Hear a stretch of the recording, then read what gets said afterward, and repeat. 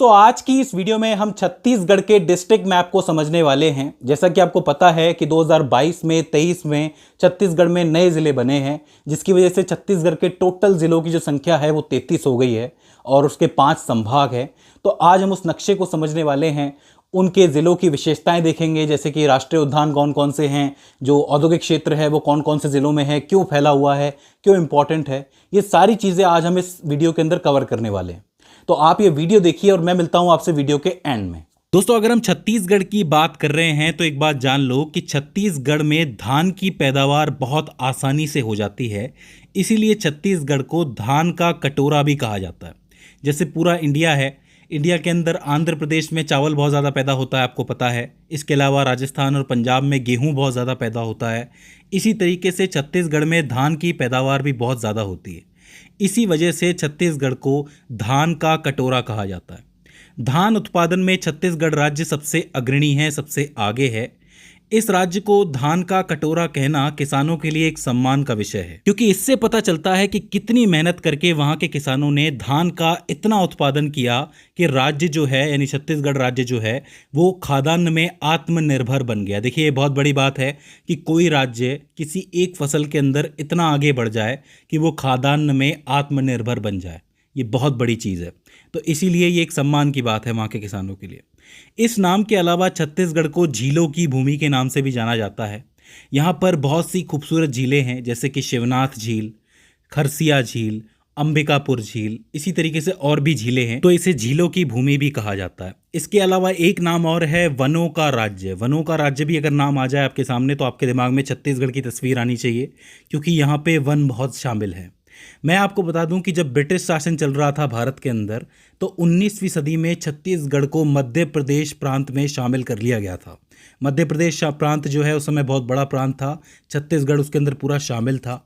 और स्वतंत्रता के बाद भी छत्तीसगढ़ जो है मध्य प्रदेश राज्य का ही हिस्सा बना रहा। परंतु समय के साथ साथ यहाँ पे बहुत से आंदोलन हुए और एक अलग राज्य की मांग भी उठी, और अंततः 1 नवंबर 2000, इस बात को याद रख लो, 1 नवंबर 2000 को छत्तीसगढ़ को मध्य प्रदेश से अलग करके एक राज्य का दर्जा दे दिया गया। तो इस तारीख को विशेष रूप से याद रख लो, 1 नवंबर सन 2000। मैं आपको एक नोट करने वाली बात बता दूं कि 15 नवंबर सन 2000 को झारखंड जो है वो बिहार से अलग हुआ था। तो दोनों राज्यों के बनने में कितना अंतर है? सिर्फ 2 हफ्ते का, 14 दिन का अंतर है। 1 नवंबर सन 2000 को बना छत्तीसगढ़ और 15 नवंबर सन 2000 को बना झारखंड।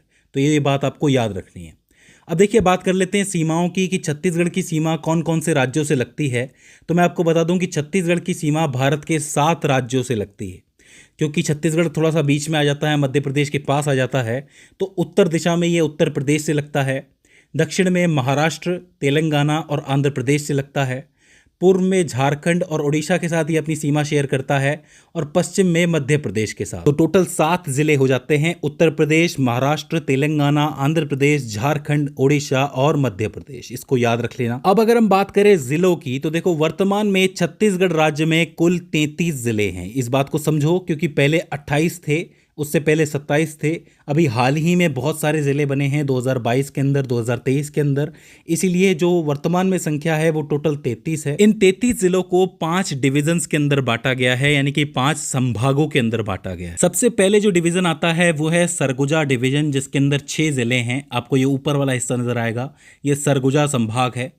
इसके बाद आता है आपका बिलासपुर संभाग, जिसके अंदर तकरीबन 8 जिले हैं आज की तारीख में।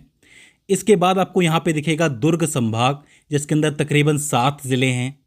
इसके बाद आता है रायपुर संभाग, जिसमें रायपुर राजधानी भी है, उसमें तकरीबन 5 ज़िले हैं। और सबसे आखिर में आपका जो निचला हिस्सा है ये है बस्तर संभाग, जिसके अंदर तकरीबन 7 ज़िले हैं।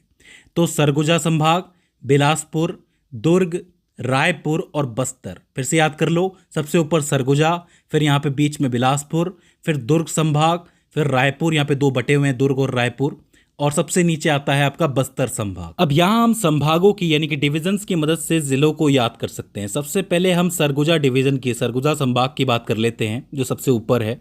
यहाँ पे आपको एक ज़िला नजर आएगा जिसका नाम है बलरामपुर रामानुजगंज। ये थोड़ा बड़ा नाम है, इसको ठीक से याद कर लो, बलरामपुर रामानुजगंज। इसके पास आपको जसपुर नजर आएगा, कोरिया नजर आएगा। जी नहीं, ये वो वाला कोरिया नहीं है, देश नहीं है, ये ज़िला है, कोरिया ज़िला। यहाँ पे आपको महेंद्रगढ़ चिरमिरी भी नज़र आएगा, सूरजपुर नज़र आएगा और सरगुजा नज़र आएगा। मैं आपको बता दूं कि जो सरगुजा है वो क्षेत्रफल के लिहाज से पूरे छत्तीसगढ़ में सबसे बड़ा ज़िला है। ये जो सरगुजा ज़िला है आपको नज़र आ रहा है, इसको आपको याद रखना है। तो बलरामपुर, रामानुजगंज, जशपुर, कोरिया, महेंद्रगढ़, चिरमरी, सूरजपुर और सरगुजा। इसके बाद आप आते हो बिलासपुर संभाग के अंदर। बिलासपुर संभाग में आपको बिलासपुर नज़र आएगा, गोरेला, पेंड्रा, मरवाही नज़र आएगा। ये बड़ा इंपॉर्टेंट नाम है, थोड़ा अटपटा है, इसको याद कर लो। गोरेला, पेंड्रा, मरवाही। इसके अलावा आपको यहाँ पे जांजगीर चांपा नज़र आएगा, कोरबा, मुंगेली, रायगढ़, सक्ती, सारगढ़, बिलाईगढ़। देखिए यहाँ पे जो आपको नाम दिखेंगे थोड़े से बड़े नज़र आएंगे, थोड़े से डिफरेंट नज़र आएंगे। जैसे ये जांजगीर चांपा है, ये थोड़ा अलग लगेगा आपको, या फिर गोरेला, पेंड्रा, मरवाही थोड़ा अलग लगेगा। स्पेशली जो स्टूडेंट छत्तीसगढ़ के बाहर के हैं उन्हें थोड़ी तकलीफ हो सकती है, लेकिन अगर आप बार बार याद करोगे तो ज़रूर याद हो जाएगा। इसमें मैं आपको एक स्पेशल बात बताता हूँ कि जो जांजगीर चांपा है इसी में से ये सक्ती ज़िला निकला है। पहले ये दोनों एक हुआ करते थे, सक्ती ज़िला इसी से अलग हुआ है। इसके बाद बात करते हैं दुर्ग संभाग की। दुर्ग संभाग में आपको यहाँ पे बालोद नज़र आएगा, बालोद। बालोद के पास आपको बेमेतरा नज़र आएगा, दुर्ग नज़र आएगा, कबीर धाम नज़र आएगा, खैरगढ़, छुई खदान, गंडई, ये पूरा नाम है इसका, खैरगढ़, छुई खदान, गंडई। इसके अलावा मोहला, मानपुर चौकी और आखिर में राजनांदगांव। देखिए ऐसे आपसे डायरेक्टली ज़िले तो नहीं पूछेगा, लेकिन अगर आपके दिमाग में ज़िलों के नाम रहेंगे, उनकी पोजीशन रहेगी, तो आप ठीक से मैप का इस्तेमाल कर सकते हो अपने जवाब बनाने के लिए। तो आपको ये सारे ज़िले जो हैं ये याद रखने की दुर्ग संभाग के अंदर ही आते हैं। बड़े बड़े नाम हैं लेकिन याद हो जाएंगे। इसके बाद हम चलते हैं रायपुर संभाग के अंदर। रायपुर में आपको रायपुर नज़र आएगा जो कि छत्तीसगढ़ की राजधानी है, और अगर जनसंख्या के लिहाज से देखा जाए तो सबसे बड़ा है ये। क्षेत्रफल के लिहाज से सबसे बड़ा कौन सा है? सरगुजा है। जनसंख्या के लिहाज से रायपुर सबसे बड़ा है। इसके अलावा बलौदा बाजार आपको नज़र आएगा, धमतरी, गरियाबंद और महासमुंद याद रखना। तो रायपुर, बलौदा बाजार, धमतरी, गरियाबंद और महासमुंद। इसके बाद आखिर में आपका आता है बस्तर संभाग जो कि निचला हिस्सा है छत्तीसगढ़ का। इसमें आपको कांकेर, नारायणपुर, कोंडागांव, बस्तर, दंतेवाड़ा, बीजापुर और सुकमा मिलेगा। तो ये बस्तर संभाग है। तो ये आपके 5 संभाग हो जाते हैं, सरगुजा, बिलासपुर, दुर्ग, रायपुर और बस्तर। इन 5 संभागों से मिलके मिलता है आपका छत्तीसगढ़। तो इस नक्शे को आप डिवीज़न से ही याद रखो। सबसे ऊपर सरगुजा, फिर बिलासपुर, फिर दुर्ग और रायपुर 2 कट रहे हैं बीच में से, और सबसे नीचे वाला हिस्सा बस्तर है। तो इसको इस तरीके से आप याद रख सकते हो। अब देखो इन जिलों की कुछ एक विशेषताएं हैं, उनको भी आपको याद रखना, उनसे सवाल बनते हैं। सबसे पहले हम राष्ट्रीय उद्यान की बात करते हैं। देखिए छत्तीसगढ़ में 4 इंपॉर्टेंट जिले हैं। एक है कोरिया जो आपको ऊपर मिलेगा, दूसरा मुंगेली, तीसरा बीजापुर और चौथा बस्तर। इन चारों जिलों को ध्यान से देखिए। सबसे पहले कोरिया जिले के अंदर आप देखोगे तो यहाँ पे आपको गुरु घासीदास नेशनल पार्क मिलेगा। ये जो पार्क है ना, ये मध्य प्रदेश और छत्तीसगढ़ की सीमा के पास है। ये पार्क जो है वो 1440 वर्ग किलोमीटर में फैला हुआ है, और इस पार्क में से नेउर, बनास और रेहंद नदी निकलती हैं। इस बात को ध्यान से समझो कि एक गुरु घासीदास नाम का नेशनल पार्क है जो आपको कोरिया ज़िले के अंदर मिलेगा। ये मध्य प्रदेश और छत्तीसगढ़ की सीमा के पास बसा हुआ है, और इसी में से 3 नदियाँ निकलती हैं, नेउर, बनास और रेहंद नदी।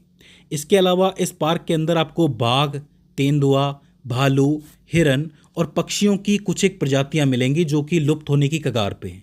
तो ये जो नेशनल पार्क है कोरिया के अंदर, गुरु घासीदास नेशनल पार्क, ये बहुत इंपॉर्टेंट है। अगला जो नेशनल पार्क है वो आपको मुंगेली ज़िले के अंदर मिलेगा, जिसका नाम है अमरकंटक बायोस्फीयर रिजर्व। अब अगर वैसे देखा जाए तो ये अमरकंटक बायोस्फीयर जो है ये आपके छत्तीसगढ़ में भी फैला हुआ है और मध्य प्रदेश के अंदर भी फैला हुआ है। लेकिन जो मुंगेली ज़िला है इसमें इस पार्क का एक बड़ा हिस्सा फैला हुआ है, मतलब ज़्यादातर हिस्सा जो है वो छत्तीसगढ़ के मुंगेली ज़िले के अंदर ही फैला हुआ है। मैं आपको बता दूं कि यहाँ पे हिरण की कई प्रजातियाँ पाई जाती हैं, और यहाँ पे कुछ औषधीय पौधे भी पाए जाते हैं। इसीलिए इसका पर्यावरणीय महत्व बहुत ज़्यादा है। कौन सा पार्क है ये? Amarkantak biosphere reserve. तो कोरिया में हो जाता है गुरु घासीदास नेशनल पार्क, और मुंगेली ज़िले के अंदर हो जाता है अमरकंटक बायोस्फीयर रिजर्व। इसके अलावा जब आप बीजापुर में आओगे तो बीजापुर में आपको इंद्रावती नेशनल पार्क मिलेगा। इंद्रावती नदी जो है वो इसी पार्क के अंदर से होके गुजरती है, या यूं कह लो कि ये पार्क जो है वो इंद्रावती नदी के किनारे बसा हुआ है। इस पार्क की जो स्थापना थी वो साल 1975 में हुई थी और इस पार्क के अंदर बहुत ही दुर्लभ प्रजातियां पाई जाती हैं, जैसे कि जंगली भैंसें, इसके अलावा शेर, तेंदुए और पक्षियों की विभिन्न प्रजातियां जो कि लुप्त होने की कगार पे हैं। ये जो क्षेत्र है ये आदिवासी बहुल क्षेत्र माना जाता है, यानी कि इस क्षेत्र के अंदर आपको बहुत से आदिवासी समुदाय भी मिल जाएंगे, उनका घर है ये, जो यहाँ पे सदियों से रह रहे हैं। तो इस राष्ट्रीय उद्यान का जो भौगोलिक महत्व है वो अपने आप में ही बढ़ जाता है। तो गुरु घासीदास आपको कोरिया जिले में मिलेगा, मुंगेली जिले में आपको अमरकंटक बायोस्फीयर मिलेगा और बीजापुर के अंदर आपको इंद्रावती नेशनल पार्क मिलेगा। जब आप बस्तर जिले में आओगे तो आपको कांगेर घाटी नेशनल पार्क मिलेगा। अब इस बात को समझ लो, कांगेर घाटी नेशनल पार्क काफ़ी इंपॉर्टेंट है क्योंकि ये जो पार्क है ये अपनी अद्भुत गुफाओं के लिए और झरनों के लिए मशहूर है। यहाँ की ज़्यादातर गुफाएं जो है वो चूना पत्थर से बनी हुई होती हैं और इन गुफाओं में आपको दो तरीके की संरचनाएं मिलती हैं, एक है स्टेलेक्टाइट और एक है स्टेलेग्माइट। अब इस वाले पॉइंट पे आप वेरी वेरी इंपॉर्टेंट लिख लेना क्योंकि इसके ऊपर सवाल बना है बाकायदा यूपीएससी के अंदर, इन दोनों के बीच में अंतर पूछा गया है। ध्यान से समझो, ये जो आपका स्टेलेक्टाइट होता है वो क्या होता है। देखो, इन गुफाओं की जो छत होती है ना, उस छत पर लगातार जो है पानी जो है वो रिसता रहता है और वो जो पानी होता है उसके अंदर बहुत से खनिज होते हैं, स्पेशली इसके अंदर कैल्शियम कार्बोनेट होता है। अब होता ये है कि जब ये पानी धीरे धीरे वाष्पीकृत हो जाता है, मतलब ये उड़ जाता है वाष्प बन के, तो जो खनिज है खासकर कैल्शियम कार्बोनेट है वो इसकी छत पर रह जाता है, सूख जाता है और धीरे धीरे करके वो जो सूखा हुआ कैल्शियम कार्बोनेट होता है वो एक शंकु का आकार ले लेता है। मतलब धीरे धीरे करके वो इस तरीके से इस आकार में ऊपर से नीचे की तरफ बढ़ने लगता है। ये जो ऊपर से नीचे की तरफ संरचना आ रही है इसी को स्टेलेक्टाइट कहा जाता है। ये जो शंकु आकार आपको दिख रहा है इसी संरचना को स्टेलेक्टाइट कहा जाता है। वहीं जो पानी होता है कैल्शियम कार्बोनेट वाला, खनिज वाला, जब वो ज़मीन के ऊपर गिर जाता है, मतलब गुफा की जो ज़मीन है उस पर गिर जाता है, तो एक शंकु जो है वो नीचे से ऊपर की तरफ उठने लगता है। बस जाहिर सी बात है कि ऊपर से खनिज वाला पानी गिरेगा, पानी सूख जाएगा तो नीचे खनिज जम जाएगा, और गिरेगा और गिरेगा, इस तरीके से एक संरचना जो है ऊपर की तरफ बढ़ती है। तो जो शंकु आपको ज़मीन से ऊपर की तरफ आते हुए नज़र आ रहे हैं इनको स्टेलेग्माइट कहा जाता है। जो ऊपर से नीचे आ रहे हैं इसको कहते हैं स्टेलेक्टाइट और जो नीचे से ऊपर जा रहे हैं उसको कहते हैं स्टेलेग्माइट। तो दोनों के बीच का अंतर आपको समझ में आया। जो छत से नीचे की तरफ आ रहे हैं उसको स्टेलेक्टाइट कहते हैं और जो ज़मीन से ऊपर की तरफ जा रहे हैं उसको स्टेलेग्माइट कहते हैं। इसका सवाल बना है इसलिए आप इसको वेरी वेरी इंपॉर्टेंट लिख लेना। तो कांगेर नेशनल पार्क की गुफाओं में आपको स्टेलेक्टाइट और स्टेलेग्माइट की जो संरचनाएं हैं वो मिल जाएंगी। इसके अलावा इस राष्ट्रीय उद्यान में से एक नदी बहती है जिसका नाम है कांगेर नदी। भाई उसी के नाम पे पड़ा है इसका नाम, कांगेर नदी। और उस कांगेर नदी के अंदर बहुत से झरने हैं, शांत झरने हैं जिनका पानी काफ़ी स्वच्छ है और ठंडा है। उसके लिए भी ये फेमस है, लोग यहाँ पे झरने देखने भी आते हैं। तो गुफाएं भी देखने आते हैं और झरने भी देखने आते हैं। तो बस्तर जिले के अंदर हो जाता है आपका कांगेर नेशनल पार्क या फिर कांगेर घाटी नेशनल पार्क। तो छत्तीसगढ़ के 4 जिलों में कोरिया, मुंगेली, बीजापुर और बस्तर के अंदर 4 नेशनल पार्क्स हैं, राष्ट्रीय उद्यान हैं जिनसे सवाल बन सकता है, इनको आपको याद रखना। तो ये तो हो जाते हैं राष्ट्रीय उद्यान। अब बात करते हैं औद्योगिक क्षेत्र के बारे में। तो देखो, जो आपके छत्तीसगढ़ की राजधानी है रायपुर, उसके पास आपको मिलेगा एक तो दुर्ग ज़िला, एक मिलेगा कोरबा, एक बिलासपुर। ये जो 4 ज़िले हैं ये औद्योगिक क्षेत्र के लिए बहुत ही फेमस है। रायपुर, दुर्ग, कोरबा और बिलासपुर। अगर आप रायपुर की बात करोगे तो यहाँ पे आपको वस्त्र उद्योग मिलेंगे, खाद्य प्रसंस्करण मिलेगा और सूचना प्रौद्योगिकी उद्योग मिलेगा। स्पेशली वस्त्र उद्योग और सूचना प्रौद्योगिकी उद्योग के लिए बहुत ही फेमस है रायपुर, तो इसको आपको याद रखना है। जो दुर्ग ज़िला है आपका, वहाँ पे आपको भिलाई इस्पात यंत्र मिलेगा। इसका नाम आपने सुना होगा, भारत का सबसे बड़ा इस्पात यंत्र है भिलाई इस्पात यंत्र। कहाँ पे है? दुर्ग ज़िले के अंदर है। अब इस्पात यंत्र लगा है यानी कि यहाँ पे लोह की कमी नहीं है, लोह अयस्क की कमी नहीं है, तो जाहिर है कि खनिज की यहाँ पे कमी नहीं है, इसी वजह से यहाँ पे इस्पात यंत्र लगाया गया है। तो यहाँ पे औद्योगिक क्षेत्र बन सकता है। कोरबा ज़िला जो है यहाँ पे आपका थर्मल पावर प्लांट बना हुआ है और साथ ही एल्यूमिनियम उद्योग भी बना हुआ है। विशेष करके एल्यूमिनियम उद्योग के लिए बहुत ही फेमस है कोरबा ज़िला, इसको आपको याद रखना है। और जब हम बात करते हैं बिलासपुर की, तो बिलासपुर अपने खनिज आधारित उद्योगों के लिए बहुत ही मशहूर है। अब आपको पता है कि ये जो धरती है ये आदिवासियों की धरती है, तो जाहिर सी बात है कि वो आदिवासी जो है खनिजों के बहुत करीब हैं, तो यहाँ पे खनिज बहुत पाए जाते हैं, इसलिए यहाँ पे खनिज आधारित उद्योग भी लगे हुए हैं, जैसे कि कोयला, इसके अलावा जो लो अयस्क मैंने आपको बताया, तो उससे रिलेटेड जितने भी उद्योग हैं वो यहाँ पे लगे हुए हैं। तो रायपुर, दुर्ग, कोरबा और बिलासपुर जो है वो छत्तीसगढ़ का औद्योगिक क्षेत्र है एक तरीके से देखा जाए तो। जो ऊपर वाले 4 ज़िले मैंने आपको बताया, कोरिया, मुंगेली, बीजापुर और बस्तर, ये चारों नेशनल पार्क के लिए बहुत फेमस हैं।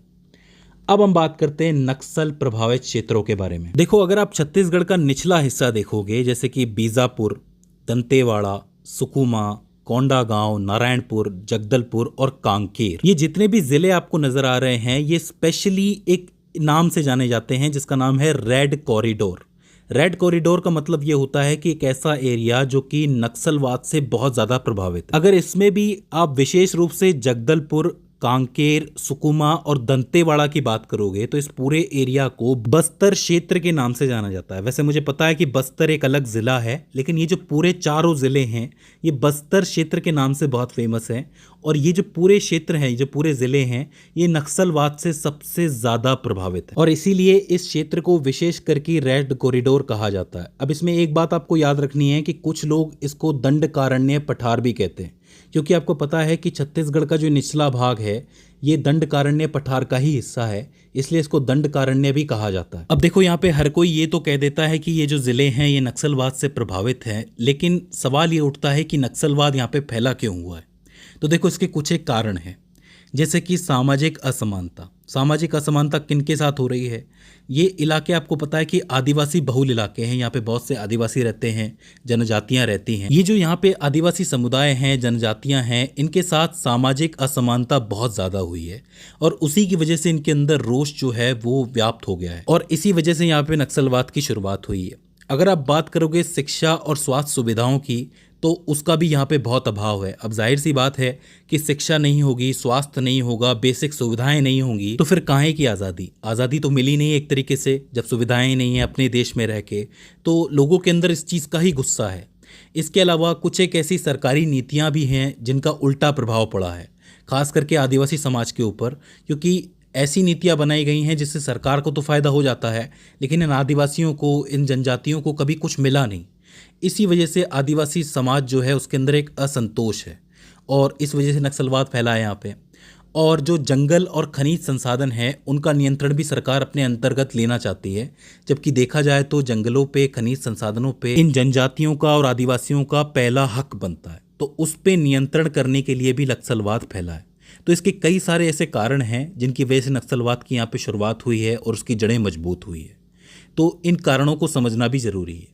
देखिए, मेरी कोशिश है कि मैं अगली वीडियो के अंदर छत्तीसगढ़ की विशेषकर जनजातियों के बारे में आपको ज़रूर बताऊं, क्योंकि जब आप नक्सलवाद जैसी समस्याओं का उत्तर लिखते हो तो ये वाले पहलू याद रखना बहुत ज़रूरी हो जाता है, जो जनजातियों से जुड़े हुए हैं, आदिवासियों से जुड़े हुए हैं। तो ये हो जाता है भौगोलिक दर्शन छत्तीसगढ़ का। अब जब आप लोगों ने ये वीडियो देख ली है तो मुझे उम्मीद है कि आपको छत्तीसगढ़ का नक्शा समझ में आ गया होगा। अब इसकी जनजाति का टॉपिक बाकी रहता है, उसको भी हम कवर करने की कोशिश करेंगे जल्द से जल्द। वो इसलिए क्योंकि जब आपके पास जनजाति और ज़िलों की जो नॉलेज होगी वो एक साथ होगी तो आप आंसर इजीली बना लोगे। तो दोस्तों, मुझे उम्मीद है कि ये वीडियो आपके लिए हेल्पफुल साबित रही होगी। अगर इसके बाद भी इसके अंदर आपको कोई क्वेरी आती है, कोई दिक्कत आती है, तो आप हमें कमेंट सेक्शन में बता सकते हैं। तो दोस्तों, आज की इस वीडियो के अंदर बस इतना ही। See you in the next one.